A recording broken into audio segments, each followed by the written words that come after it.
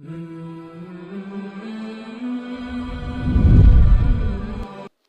اللہ الرحمن الرحیم۔ شروع کرتی ہوں اللہ تعالیٰ کے نام سے جو بڑا مہربان نہایت رحم والا ہے۔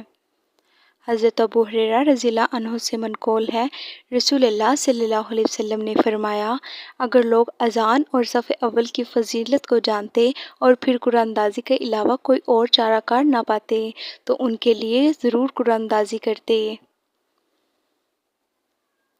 اگر لوگ ظہر کی نماز جلدی اول وقت میں پڑھنے کی فضیلت جانتے تو ایک دوسرے سے آگے بھاگتے، اور اگر عشاء اور فجر کی فضیلت کو جانتے تو ضرور آتے، خواہ گھسٹ کر ہی آنا پڑے۔ حضرت عثمان بن ابو العاص رضی اللہ عنہ سے روایت ہے کہ میں نے رسول اللہ صلی اللہ علیہ وسلم سے گزارش کی کہ آپ مجھے میری قوم کا امام مقرر فرما دیں۔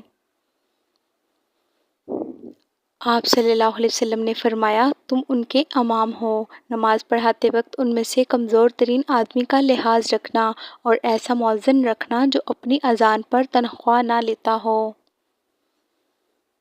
حضرت ابو سعید خدری رضی اللہ عنہ سے روایت ہے کہ رسول اللہ صلی اللہ علیہ وسلم نے فرمایا، جب تم اذان سنو تو اسی طرح کہو جس طرح مؤذن کہتا ہے۔ حضرت ابو ہریرہ رضی اللہ عنہ بیان کرتے ہیں کہ ہم رسول اللہ صلی اللہ علیہ وسلم کے ساتھ تھے کہ بلال رضی اللہ عنہ کھڑے ہو کر اذان کہنے لگے۔ جب وہ خاموش ہوئے تو آپ صلی اللہ علیہ وسلم نے فرمایا، جس شخص نے ان کلمات کی طرح کلمات جواباً کہے وہ یقیناً جنت میں داخل ہوگا۔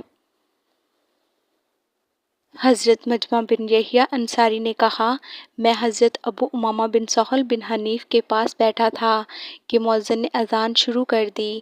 اس نے 2 بار اللہ اکبر کہا تو آپ صلی اللہ علیہ وسلم نے بھی 2 بار اللہ اکبر کہا۔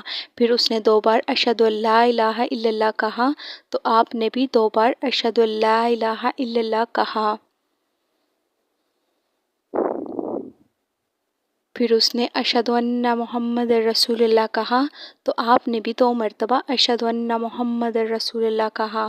پھر فرمایا، مجھے حضرت معاویہ بن ابو سفیان رضی اللہ عنہ نے رسول اللہ صلی اللہ علیہ وسلم کا فرمان اسی طرح بیان کیا۔